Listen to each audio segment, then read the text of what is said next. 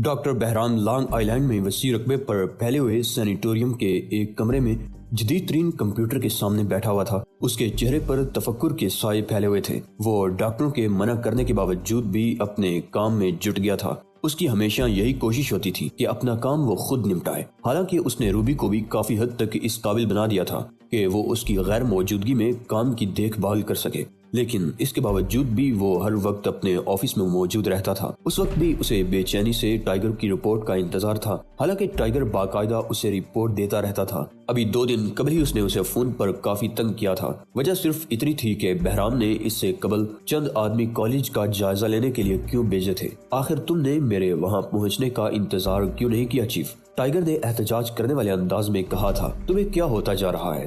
وہ واقعی انتظار نہیں کر سکتا تھا، کیونکہ دنیا بہت جلد انسداد دہشت گردی کے معاہدے پر دستخط کر کے امن کی جانب ایک کامیاب ضخم بھرنے والی تھی، لیکن مزید کوئی بھی دہشت گردی معاہدے کے امکانات کو معدوم کر سکتی تھی، اور بہرام صرف یہ چاہتا تھا کہ یہ معاہدہ ہو جائے تاکہ امریکہ دہشت گردی کا الزام لگا کر کسی مسلم ملک پر دوبارہ حملہ نہ کر سکے۔ مجھے کچھ نہیں ہوا، بہرام نے ناخوشگوار لہجے میں جواب دیا تھا۔ میں ٹھیک ہوں۔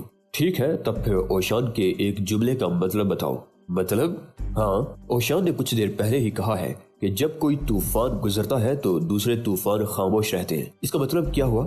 بہرام اس کا مطلب خود نہیں سمجھ سکا تھا، لہٰذا وہ خاموش رہا، اور اس وقت بھی وہ اوشان کے اس جملے پر غور کر رہا تھا۔ مان بہرام کی ڈیسک کے نیچے بزر بج اٹھا۔ اس نے دراز کھولی اور مخصوص ٹیلی فون سیٹ نکال کر ریسیور اٹھا لیا۔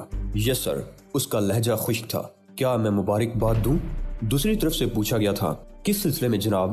بہرام مؤدب لہجے میں بولا۔ کیا تمہارا آدمی دہشت گردوں کے اڈے میں نہیں پہنچ سکا؟ اس بار دوسری طرف سے آنے والی آواز میں تفکر کا عنصر نمایاں تھا۔ نہیں جناب، ایسی بات نہیں، وہ پہنچ گیا ہے، لیکن ممکن ہے کہ ہم فوری طور پر وجہ کا خاتمہ کرنے میں کامیاب نہ ہو سکیں، اور یہ وقت دہشت گردوں کے عارضی فائر بندی کا دور ثابت ہو۔ تم کیا کہنا چاہتے ہو؟ صدر مملکت کا لہجہ کڑا تھا۔ مجھے بتایا گیا ہے کہ فی الوقت دہشت گردی کی کوئی نئی واردات نہیں ہوگی، کیونکہ کیا؟ صدر نے بے صبرے پن سے کہا۔ یہ کہ جب ایک طوفان گزر رہا ہوتا ہے تو باقی طوفان خاموش کھڑے رہتے ہیں جناب۔ بہرام نے طویل سانس لے کر جواب دیا۔ میں اب بھی نہیں سمجھا۔ صدر مملکت نے چند لمحے تک خاموش رہنے کے بعد کہا۔ یہ بات میری سمجھ میں بھی نہیں آئی۔ بہرام کا لہجہ پہلے کی طرح سپاٹ اور خشک تھا، لیکن یہ جملہ ہمارے ایک ایسے آدمی کی طرف سے موصول ہوا ہے جو جہاں دیدہ ہے۔ اچھا، خیر، اس کا مطلب یہ ہوا کہ ہم کچھ دن تک سکون سے سانس لے سکتے ہیں؟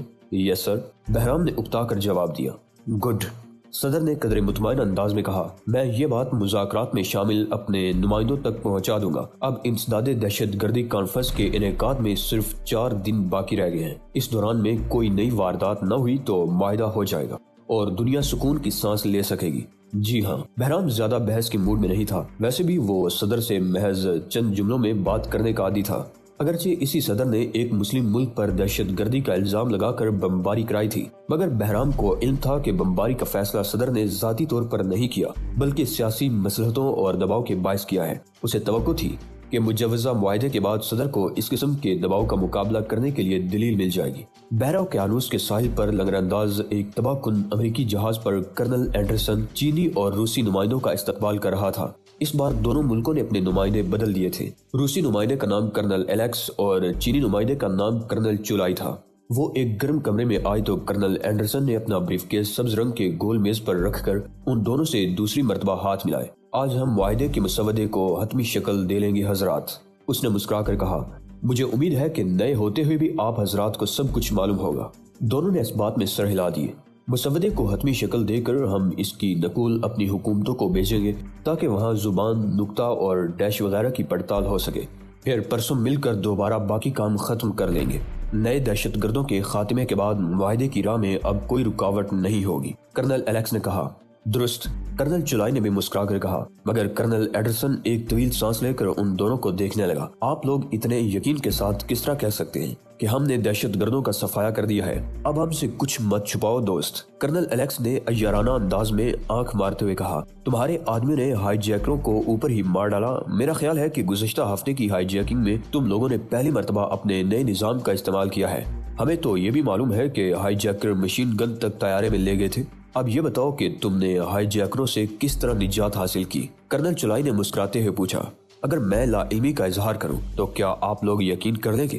کرنل اینڈرسن پہلو بدل کر بولا۔ ہرگز نہیں۔ الیکس بدستور عیارانہ انداز میں مسکراتا رہا۔ مجھے یہ شبہ تو ہو سکتا ہے کہ تم سچ بولتے رہے ہوگے، لیکن اگر تم نے لا علمی کا اظہار کیا تو میں اسے زندگی بھر سچ نہیں سمجھوں گا۔ کرنل چولائی نے بھی الیکس کی حمایت کی۔ تب پھر وہ حقائق سن لو جن پر تم یقین نہیں کر سکو گے۔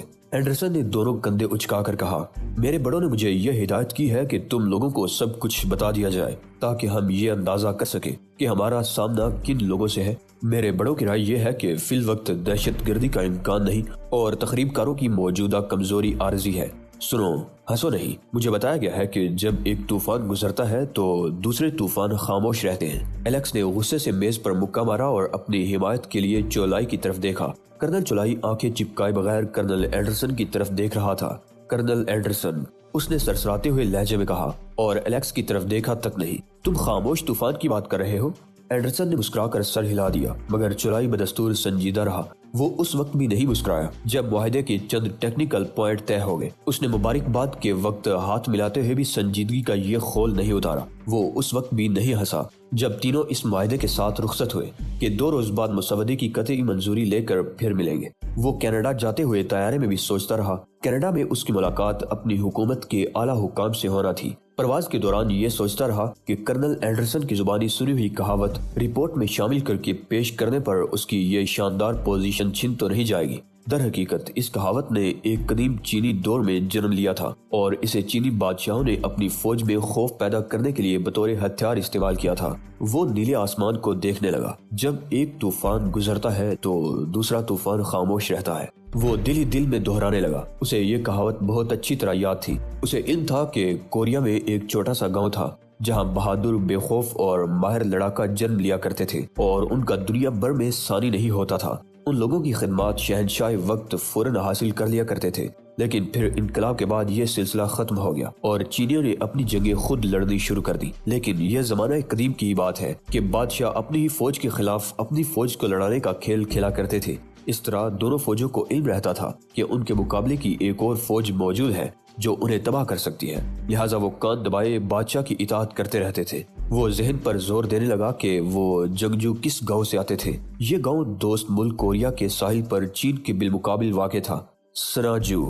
چولائی کے ذہن میں بجلی سی چمکی۔ وہ زیر لب بڑبڑانے لگا۔ سناجو اس گاؤں کا نام یہی تھا۔ اس نے ایک بار نوازی لینڈ کا عجائب گھر اور گیلری دیکھی تھی۔ وہیں ایک شیشے کے صندوق میں 7 فٹ لمبی تلوار رکھی ہوئی نظر آئی تھی جس پر لکھا تھا کہ یہ تلوار سناجو کے عظیم آقا نے خود ڈالی ہے۔ اسے یہ بھی یاد تھا کہ ابھی کچھ عرصہ قبل صرف ایک شخص نے ہی وزیر اعظم کی جان بچائی تھی اور سنا تھا کہ اس نے کامریڈ وزیر اعظم کی جان بچانے کے لیے یہی تلوار استعمال کی تھی۔ اس نے پہلی مرتبہ سناجو کا ذکر اپنے دادا سے سنا تھا۔ ان دنوں چولائی محض بچہ تھا۔ جب دادا اسے سناجو کی کہانی سنا چکا تو اس نے پوچھا تھا، اگر سناجو کے 2 جنگجو ایک دوسرے کے خلاف تلوار سونت لے تو کیا ہوگا؟ اس پر اس کے دادا نے یہی جواب دیا تھا، جب ایک طوفان گزر رہا ہو تو دوسرا طوفان خاموش رہتا ہے، لیکن فرض کریں کہ دونوں ایک دوسرے سے لڑ پڑے تب پھر مردہ جانوروں سے بھی دور رہنا، کیونکہ کوئی بھی فانی شخص اس قیامت کو برداشت نہیں کر سکے گا۔ میں یہ بات نہیں سمجھ سکا۔ اسے یہ معمہ اس وقت بھی سمجھ میں نہیں آ سکا تھا اور اب بھی نہیں آ رہا تھا کہ مردہ جانوروں سے دور رہنے کا مشورہ کیوں دیا گیا تھا۔ خود میں بھی مزید نہیں جانتا بیٹے، لیکن یہ اسی طرح لکھا ہوا ہے۔ جوان ہونے پر چولائی دادا کی کہانی کو رجت پسندی پر مبنی داستان سمجھتا رہا، لیکن اب کرنل اینڈرسن سے مل کر اسے علم ہوا کہ اس میں صداقت موجود ہے۔ اسے کہاوت پر یقین آ گیا، لیکن وہ نئے چین کا آفیسر تھا، اس قسم کی باتیں خود نہیں کر سکتا تھا، لہٰذا اس نے اس جملے کو رپورٹ سے حذف کرنے کا ارادہ کر لیا۔ ذرا دیکھو تو، خود ہی دیکھ لو اس کمرے کا کیا حشر کیا گیا ہے۔ یوگا کی شوقین حسینہ نے تقریباً روتے ہوئے کہا، میں ڈیلی ڈالی قمیض پہنے ہوئے تھی اور اس کی آنکھیں چلکنے ہی والی تھی۔ ٹائیگر نے سر ہلاتے ہوئے کمرے کا سرسری جائزہ لیا۔ ہر چیز الٹی پلٹی پڑی ہوئی تھی، جگہ جگہ پھٹے ہوئے کاغذات پڑے ہوئے تھے، کتابوں سے نوچے گئے ورق بھی ادھر ادھر نظر آ رہے تھے اور بیڈ شیٹ ایک طرف پڑی ہوئی تھی۔ مگر ہوا کیا؟ ٹائیگر نے ہمدردانہ لہجے میں پوچھا۔ یہ سب جینی کی حرکتیں ہیں، حسینہ نے تل ملا کر جواب دیا۔ وہ حسب عادت غصے میں تھی۔ اس نے دونوں ہاتھ کمر پر رکھ کر اعلان کیا کہ وہ انقلابی فوج میں شامل ہونے جا رہی ہے۔ اس نے اسکول، کالج اور مجھ پر لعنتیں بھیجی ہیں۔ میں گھبرا کر 1 منٹ کے لیے کمرے میں چلی گئی۔ پھر واپس آئی تو کمرے کی یہ حالت تھی اور وہ فوجی انداز میں مارچ کرتی ہوئی واپس جا رہی تھی۔ اس نے جاتے ہی مجھ سے کہا کہ وہ ان کتابوں کو اس لیے پھاڑ رہی ہے کہ یہ کتابیں زہر سے کسی اور کے ذہن کو خراب نہ کر سکیں۔ اس کا کہنا تھا کہ کتابیں جھوٹ سے بری ہوئی ہیں۔ حسینہ نے پیر پٹکتے ہوئے کہا، وہ جینی سے واضح طور پر نفرت کرتی تھی، مگر وہ گئی کہاں؟ اس نے کچھ بتایا تو ہوگا؟ ٹائیگر نے نرم لہجے میں پوچھا۔ اگر وہ صرف اپنی ہی کتابیں پھاڑتی تو مجھے صدمہ نہ ہوتا، لیکن اس نے میری کتابیں بھی پھاڑ کر پھینک دی۔ یقین کرو کہ وہ چڑیل ہے، بالکل وہ خبیث اور مکروہ چڑیل ہے۔ ٹائیگر نے اس کی تائید میں سر ہلایا۔ مگر وہ کمبخت گئی کہاں؟ صرف اتنا کہہ کر گئی ہے کہ وہ نیو یارک جائے گی۔ حسینہ نے ٹائیگر کی زبان سے جینی کے لیے گالیاں سن کر اور زیادہ خوشی کا مظاہرہ کیا۔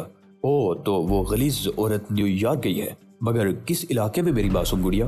پتہ نہیں، اور مجھے اس کی فکر بھی نہیں کہ وہ کس جہنم میں رہے گی۔ حسینہ نے ایک بار پھر کمرے پر نظر ڈالی۔ خود ہی دیکھ لو اس کی حرکتیں، میں کمرہ ٹھیک کرنے میں تمہاری مدد کروں گا، فکر مت کرو، ٹائیگر نے اسے دلاسا دینے والے انداز میں کہا۔ واقعی؟ وہ مسکرانے لگی، اس کی آنکھیں چمکنے لگی اور پھر ٹائیگر کو کام کرتے دیکھ کر وہ والیانہ انداز میں باتیں کرنے لگی۔ کیا تم مجھ سے شادی کرو گے؟ اس نے اچانک ہی پوچھا۔ آج نہیں، ٹائیگر نے بڑے اطمینان سے جواب دیا۔ آج مجھے بال کٹوانے ہیں۔ ویسے میرا خیال ہے کہ تم جیسی حسین لڑکیاں شادی وادی کے چکر میں نہیں پڑتی۔ تم لوگ آبادی کے اضافے کی شرح بھی زیرو رکھنا چاہتی ہو۔ تم بھی ایسی باتیں کرتے ہو؟ وہ شکوے بھرے انداز میں بولی۔ ارے سنو، بیڈ پر ایک کاغذ پڑا رہ گیا ہے۔ ٹائیگر نے وہ کاغذ بھی اٹھا کر ردی کی ٹوکری میں ڈال دیا اور پھر پرتفکر انداز میں بولا، لیکن وہ کمزات، کمینی، خبیث اور مکروہ چڑیل نیو یارک میں کس جگہ گئی ہوگی؟ مجھے پتا نہیں۔ اس نے جاتے ہوئے بڑے اہمکانہ بات کی تھی۔ یوگا کی ماہر لڑکی ایک خاص انداز میں بیڈ پر بیٹھ گئی۔ کیا کہا تھا؟ یہی کہ مردہ جانور سے ہوشیار رہنا۔ یہ کہتے ہوئے وہ ہنس رہی تھی۔ میرا خیال ہے وہ ہیرون کے نشے میں تھی۔ او وہ تو واقعی آوارہ ہے۔ ہاں، آوارہ اور گندی کتیا ہے، حسینہ نے دل کی بڑاس نکالتے ہوئے کہا۔ اگر میرے ہاتھ لگ گئی تو اسے چیر پھاڑ کر 2 برابر کے حصوں میں تقسیم کر دو گی۔ واقعی؟ حسینہ چونک پڑی۔ تب پھر تم اسے اس گروپ میں تلاش کرو، وہ تمہیں وہی مل جائے گی۔ کس گروپ میں؟ ہاں مجھے نام یاد ہے، شاید اس نے پیپلز یونائٹڈ فرنٹ کا نام لیا تھا۔ ارے واقعی تم حسین ہونے کے ساتھ ساتھ ذہین بھی ہو، لیکن یہ گروپ کہاں مل سکتا ہے؟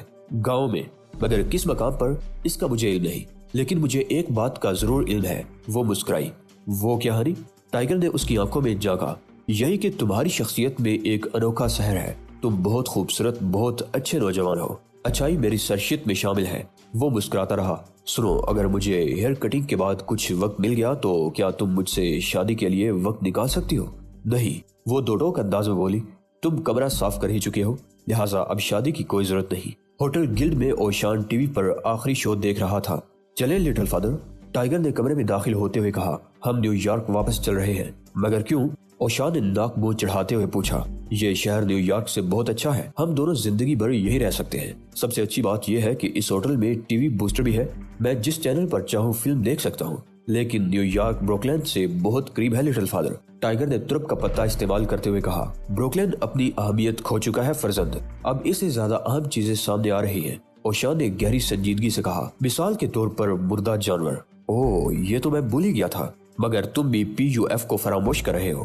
P U F? ہاں، کیا تمہیں معلوم نہیں کہ یہ نام مردہ جانوروں سے پہلے آتا ہے؟ پہلے موٹا، پھر دبلا، اس کے بعد پی یو ایف اور پھر مردہ جانور۔ یہ کہتے ہوئے وہ مانی خیز انداز میں مسکرانے لگا۔ اس نے اوشان کا ہنکارہ سنا۔ ٹھیک ہے، ہم بروکلین واپس چلیں گے۔ نیو یارک میں یو پی ایف کی تلاش توقعات سے کہیں زیادہ مشکل ثابت ہوئی۔ نیو یارک ٹائمز وغیرہ میں ایسی تنظیم کا کوئی ذکر نہیں تھا، نہ ہی سوشل ریسرچ اسکول کے بلیٹن بورڈ پر اس سے متعلق کوئی پوسٹر لگا ہوا تھا۔ ٹائیگر نے تھک ہار کر بہرام کے خصوصی نمبر ملائے۔ بہرام بول رہا ہوں۔ دوسری طرف سے ایک پئی مردہ سی آواز سنائی دی۔ کیا حال ہے سویٹ ہارٹ؟ بتلا کچھ ابر آلود نظر آ رہا ہے، ٹائیگر نے شگفتہ لہجے میں کہا۔ کچھ پتا چلا؟ نہیں، لیکن مجھے چند معلومات حاصل کرنی ہے۔ کیا تمہارے احمق کمپیوٹروں میں پی یو ایف سے متعلق کچھ مل سکتا ہے؟ P U F?